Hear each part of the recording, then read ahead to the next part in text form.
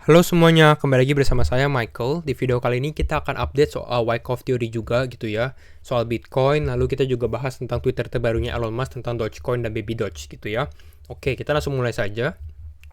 Kalau kita lihat hari ini Bitcoin kembali lagi ke level 33.700 ya. Jadi apakah bearish news? Nah, kita akan bahas di teknikalnya sendiri. Oke, tapi sebelum itu kita mungkin masuk ke Twitternya Elon Musk dulu ya. Apa yang terjadi sih? Dia tweet apa gitu ya. Yang pertama adalah ini. You come to me at runtime to tell me the code you are executing does not compile. Sebenarnya saya nggak gitu ngerti juga soal jokesnya, tapi yang kita lihat adalah captionnya, di mana captionnya dia bilang release the Doge. Jadi memang mungkin akan terjadi sesuatu di Doge, tapi kalau kita lihat di chartnya sendiri sebenarnya atau di harganya Doge hanya naik 3% gitu ya. Tapi nanti kita bahas di Doge mungkin di akhir video lah di analisa teknikal. Nah itu yang pertama, tapi yang menurut saya menarik bukan tweet pertamanya dia, tapi yang menarik adalah tentang Baby Doge. Jadi kalau ini adalah lagu sih, kayaknya lagu anak-anak ya, kayak Baby Shark, tapi diganti jadi Baby Doge. Mungkin kalian nonton aja di YouTube, itu kayak lagu anak-anak, jadi dia nyanyi gitu ya, Baby Doge. Nah tapi saya nggak nyanyi lah ya, seperti itu. Nah yang kita lihat adalah ini naik Baby Dogecoin, kita lihat ada namanya kripto namanya Baby Dogecoin, dia naik sekitar 84% hari ini. Dan ini kemungkinan besar karena pumpnya Elon Musk, seperti itu. Nah, mungkin pasti banyak dari kalian yang bertanya, gimana sih cara beli Baby Doge? Cara beli Baby Doge sebenarnya kita lihat di bawah, biasanya kelihatan, nah, bisa beli di PancakeSwap, jadi beli di decentralized exchange lah. Jadi PancakeSwap mungkin, tapi kalau di exchange belum di listed gitu ya. Tapi sebenarnya ini termasuk CoinMichin juga. Kalau menurut saya sih, saya nggak begitu suka.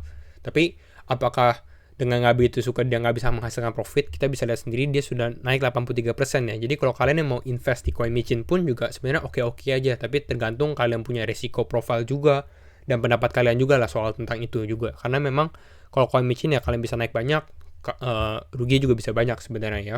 High risk high reward. Nah kita langsung masuk saja ke dalam chartnya Bitcoin kali ya. Nah ini chart Bitcoin.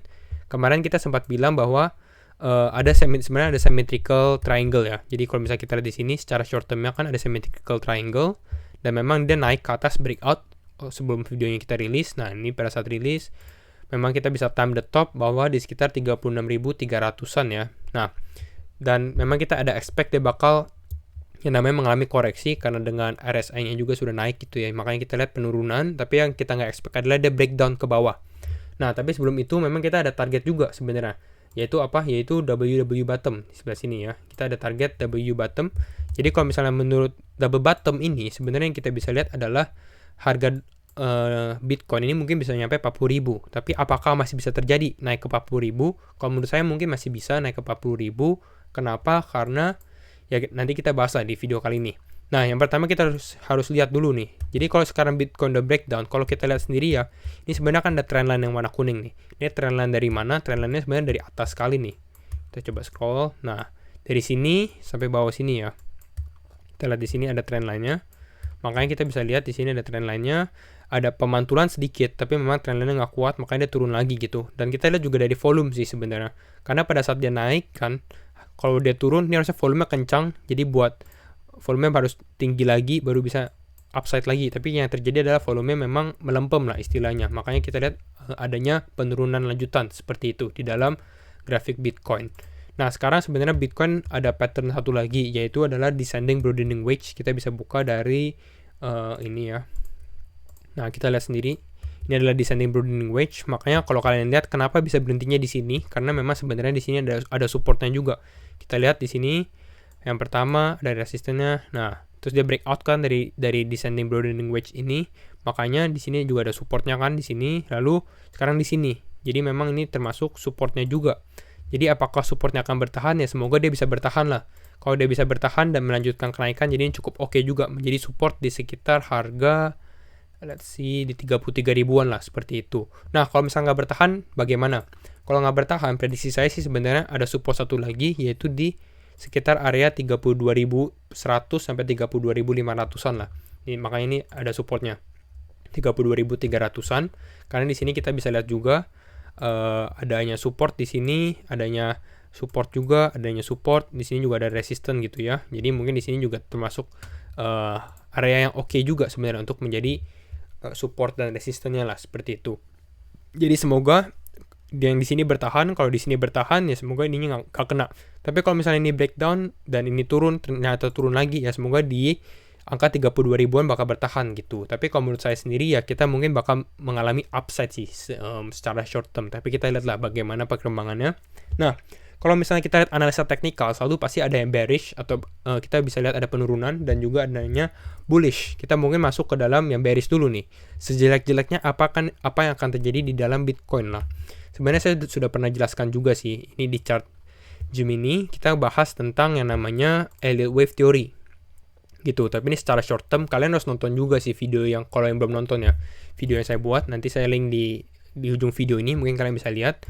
Nah, ini adalah Elliott Wave Theory kita, di mana kita sekarang di posisi ke wave 4, dan kita tahu kalau di Elliott Wave Theory wave 4 dan wave 2 adalah wave correction gitu ya. Apakah correction kita sebenarnya udah cukup? Jadi selalu sekarang pertanyaan dari banyak orang sih sebenarnya, di mana sih bottom wave 4 kita gitu ya. Karena kenapa bottom? Karena kita harus cari bottomnya pada saat bottomnya ternyata bottomnya di 28 ribuan. Kalau bottomnya 28 ribuan, berarti kita akan langsung mengalami upside ke wave 5 lah, seperti itu targetnya. Tapi apakah sekarang sudah bottom? Karena kalau belum bottom berarti masih bisa ada potensial turun lagi gitu. Makanya di sini saya layout ada dua harga sebenarnya.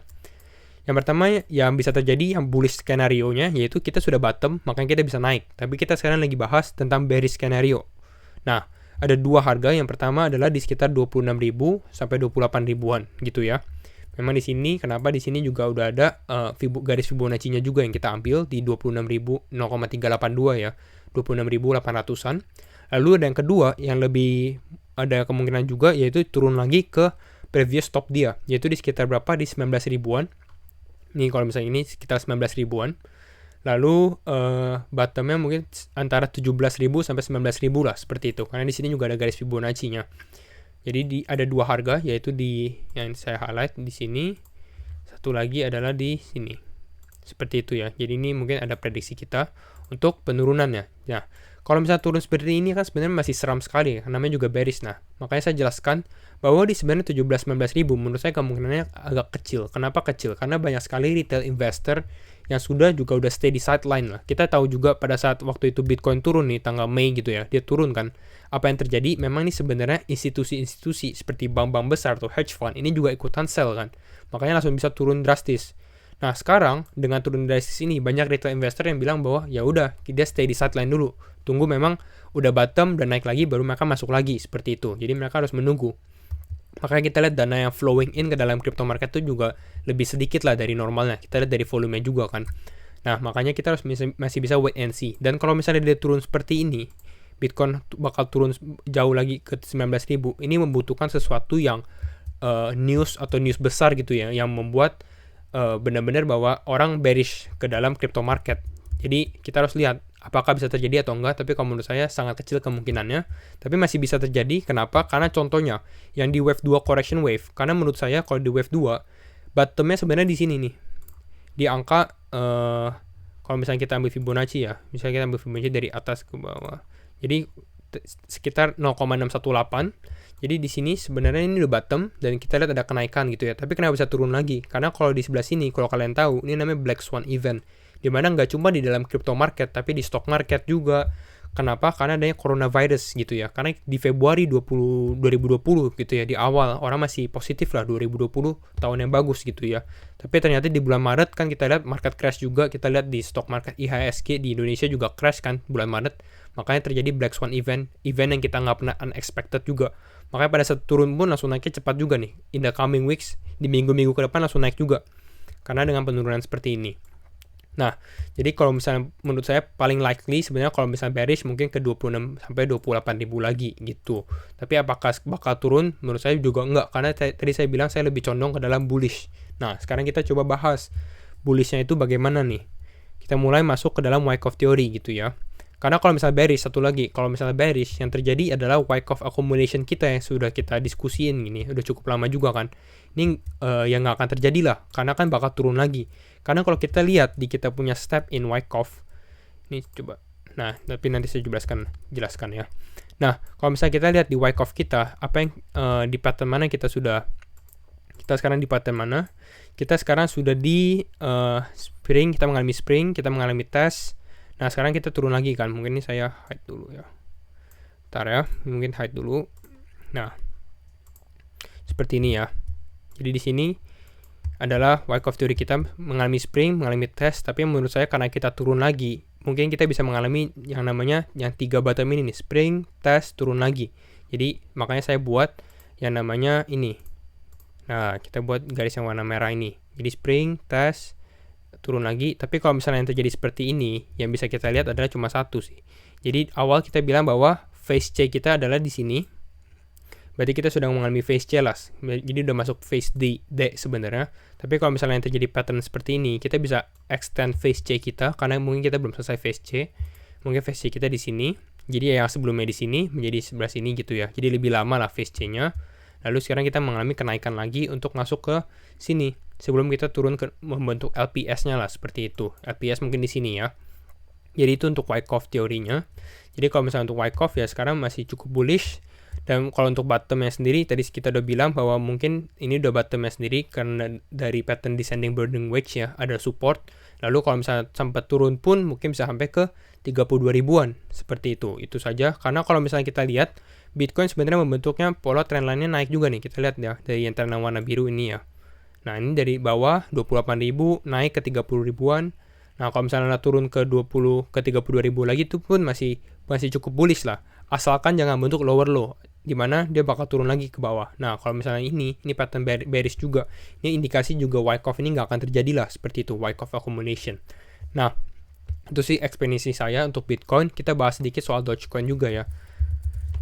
Bagaimana nasib Dogecoin setelah Elon Musk tweet juga ya.